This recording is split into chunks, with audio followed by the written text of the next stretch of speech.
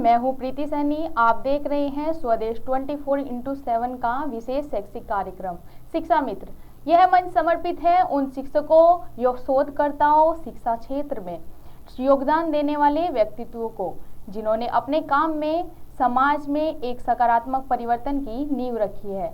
आज हमारे साथ है डॉक्टर रजनी बालाजी, जो दिल्ली विश्वविद्यालय के पंजाबी विभाग से जुड़ी एक जानी मानी शिक्षाविद, शोधकर्ता और साहित्य प्रेमी है। पंजाबी भाषा और संस्कृति को नई भाषा देने में आपने एक अहम भूमिका निभाई है। आपकी शिक्षकीय शोध कार्य और समाज को दिए गए योगदान आज कई विद्यार्थियों को प्रेरणा बन चुके हैं। तो आइए स्वागत करते हैं आज की हमारी खास मेहमान डॉक्टर रजनी बालाजी। डॉक्टर रजनी बालाजी, आपका हमारे खास कार्यक्रम में शिक्षा मित्र में हम हार्दिक स्वागत है। हमें गर्व है कि आज हमारे साथ आप जुड़ी हैं।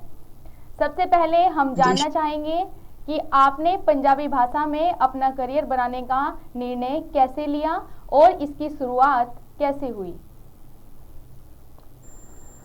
जी शुक्रिया बहुत बहुत प्रीति।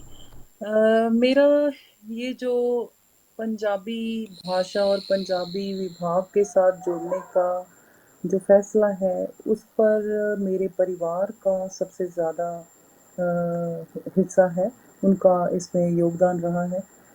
मुझे बचपन से ही अपने नाना से, अपने मदर से पंजाबी जो हमारी कहानियाँ हैं, उनके ज़रिए जुड़ने का मौका मिला। उसके बाद मेरे जो 10th तक पंजाबी टीचर थे, उन्होंने मुझे मोटिवेट किया इसकी तरफ, अपना बढ़िया प्रदर्शन करने के लिए, बढ़िया नंबर लेने के लिए, और उस बहाने से मैं अपने आप ही इसकी तरफ झुकती गई, और मेरा जो अपना एक व्यक्तित्व है, वो पूरी तरह से मैं डेडिकेटेड हो चुकी थी पंजाबी को, जब तक मैं 12वीं तक पहुंची। तो ये पक्का नहीं था कि मैं अध्यापिका ही बनूंगी, लेकिन जब मैं मास्टर्स में आई तो मतलब एमए करने के लिए मैं पंजाबी यूनिवर्सिटी पटियाला में गई, तो वहाँ जो हमारे टीचर थे, उन उन लोगों को देखने के बाद मुझे लगा कि एक विद्यार्थी को समझना बहुत ज़रूरी है एक टीचर के लिए। तो मुझे लगता था कि कभी मुझे ये मौका मिला एक टीचर बनने का, तो मैं अपने विद्यार्थियों को उनके स्वभाव को, उनके ज्ञान के स्तर को बढ़ाने के लिए, तो मैं ज़रूर उसमें अपना पूरा जो है एफर्ट लगाऊंगी। तो मैंने इस हिसाब से आफ्टर मास्टर्स तो मैंने ये सोचा कि मैं अध्यापिका को ही अपना एक जो है पंजाबी में बोलते हैं कित्ता, जो प्रोफेशन है वो बनाने के लिए मैंने सोचा।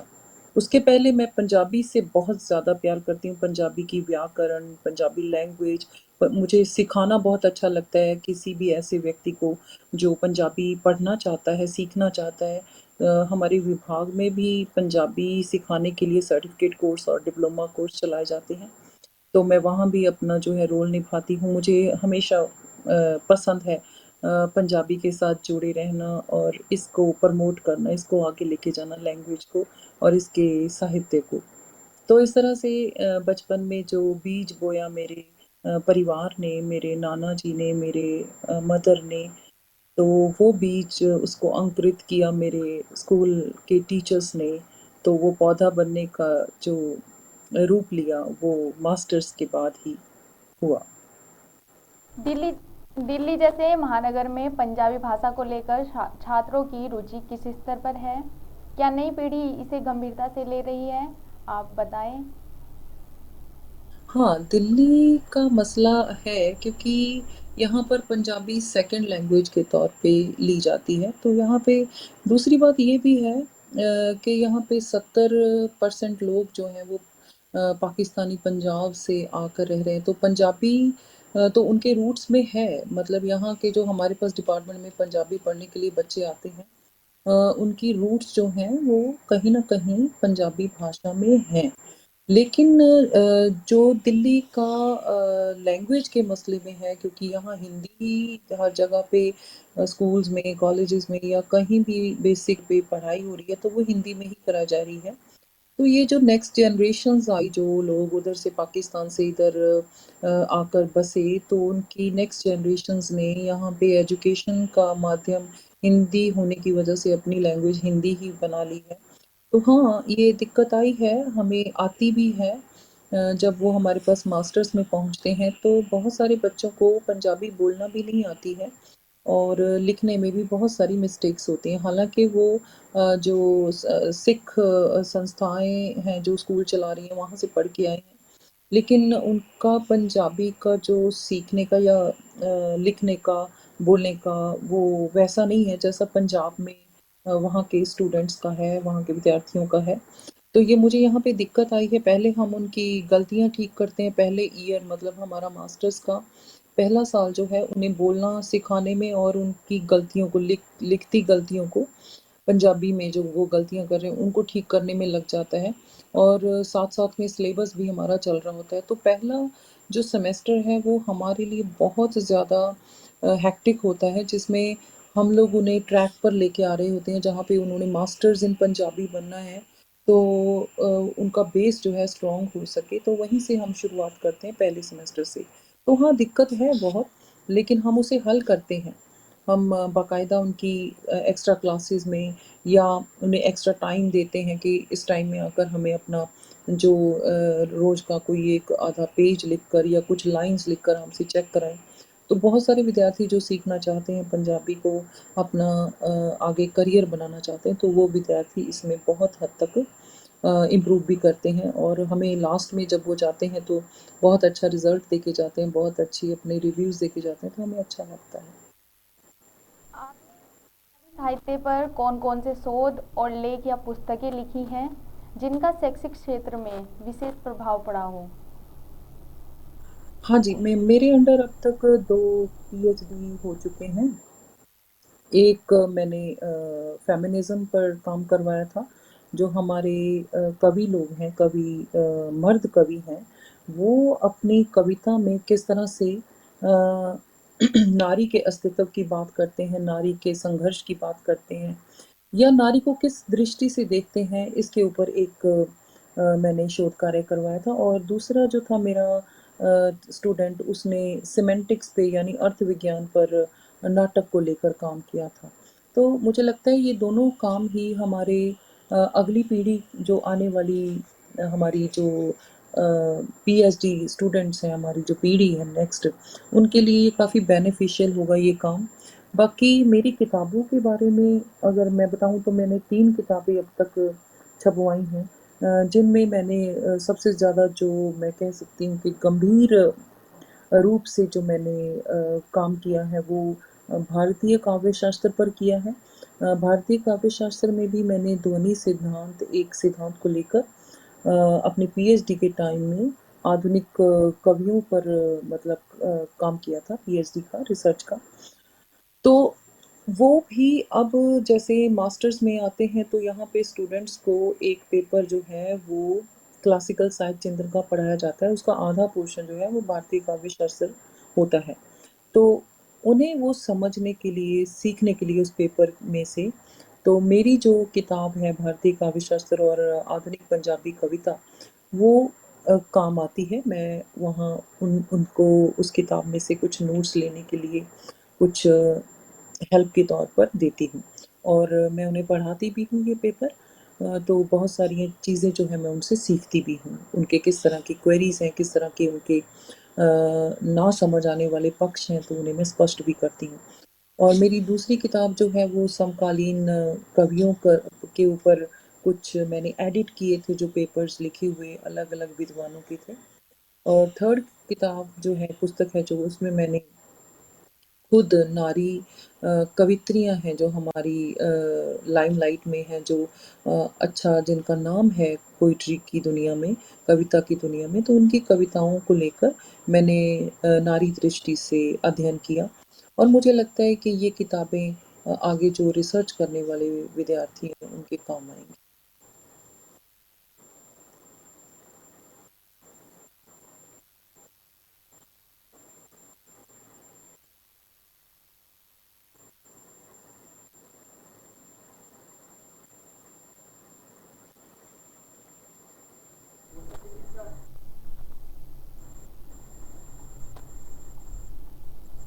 डिजिटल युग में भाषा शिक्षा कितनी बदल रही है? क्या तकनीक ने साहित्य और भाषा को और करीब लाया है या दूर किया है?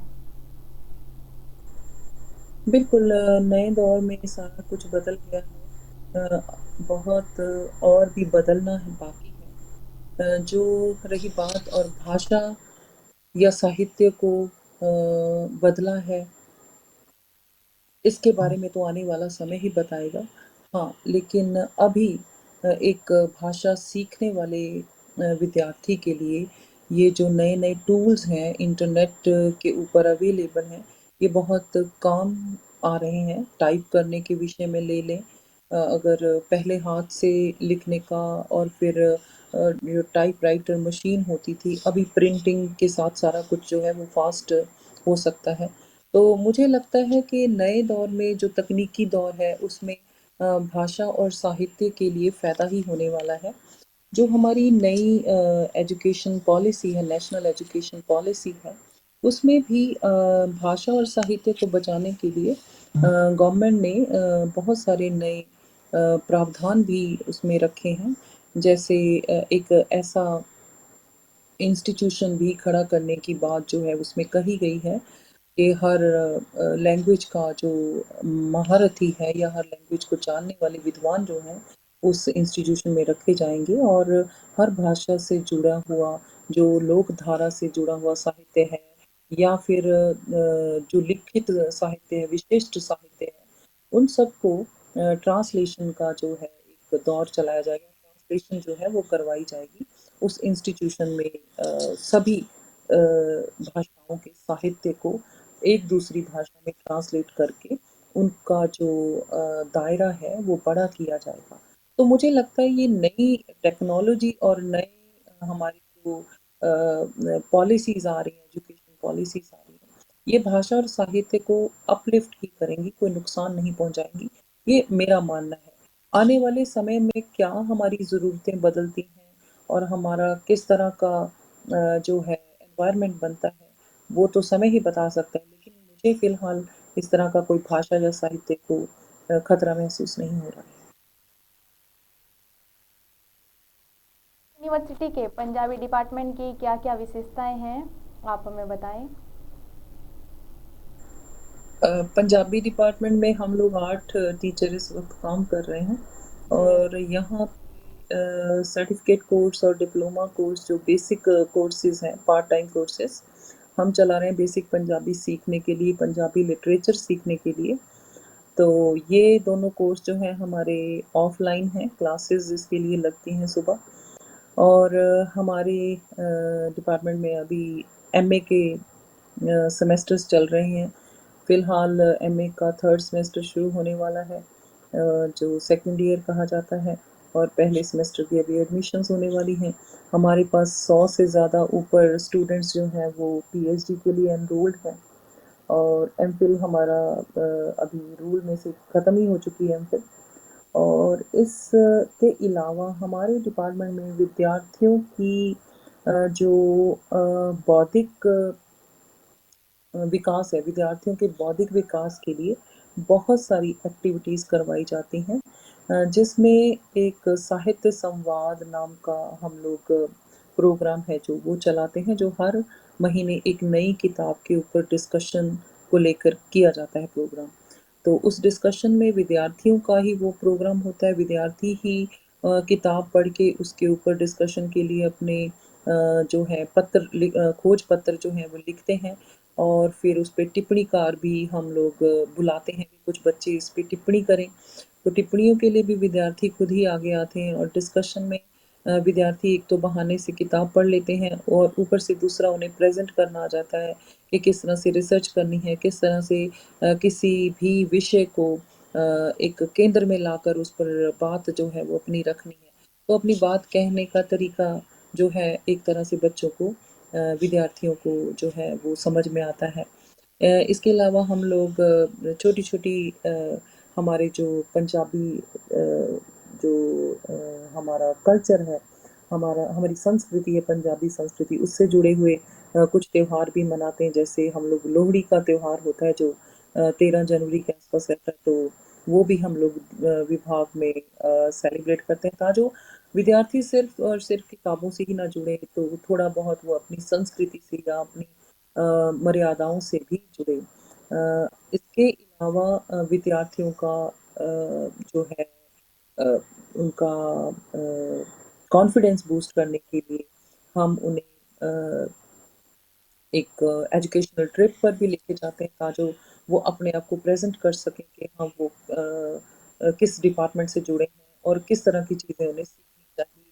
और क्योंकि जो लिटरेचर का काम है, वो किसी भी विद्यार्थी को एक ह्यूमन बीइंग बनाने पर जो है उसका ज़्यादा जोर रहता है कि एक विद्यार्थी सही मायने में एक परिपक्व जो मनुष्य बन सके, उसके अंदर के सभी तरह के जो डर हैं, शंकाएँ हैं, वो निकल सके। लिटरेचर ये काम पूरी तरह से बखूबी करता है और हम लोग सभी टीचर जो हमारी टीम बहुत अच्छी है सारी टीचर्स की, और हम लोग हमेशा बच्चों को मोटिवेट करते हैं कि वो ज़िंदगी की तकलीफ़ों के साथ, क्योंकि हमेशा ही हमारी लाइफ एक जैसी नहीं चलती है, तो यहाँ पे अप्स डाउन्स रहते हैं, तो उसमें कैसे हैंडल करना है, वो हमसे गाइडेंस भी लेते हैं, हमसे बात भी करते हैं अपने दिल की। यहाँ ट्यूटोरियल्स वगैरह जो होते हैं उनके ज़रिए भी हम लोग विद्यार्थियों का आगे पीछे भी जो है वो गाइड करते हैं उन्हें।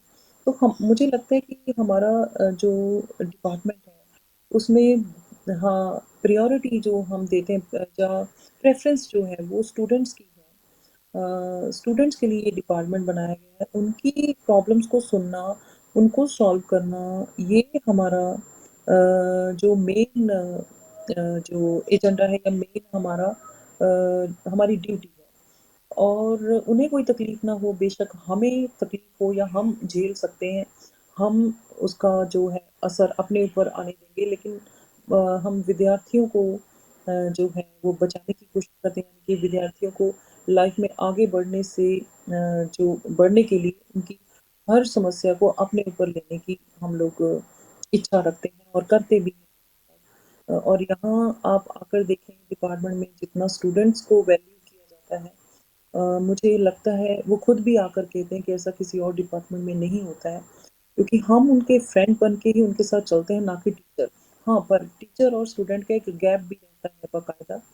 तो इस तरह से यानी कि मैं समझती हूँ हमारा जो डिपार्टमेंट है वो सही मायने में लिटरेचर को जीना सिखाता है।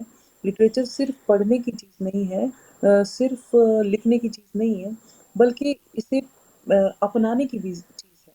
तो हम लिटरेचर को अपनाना सिखाते हैं विद्यार्थियों को, जो उसकी हमारी लाइफ़ की जो एथिक्स है, हमारी नैतिकता जो है, वो कैसे हम पहन सकते हैं, कैसे हम उस पर चल सकते हैं, वो चीज़ हम सिखाते हैं अपने स्टूडेंट को, ताकि वो अपनी आने वाली ज़िंदगी में कभी असफल ना हो और कभी डरे ना।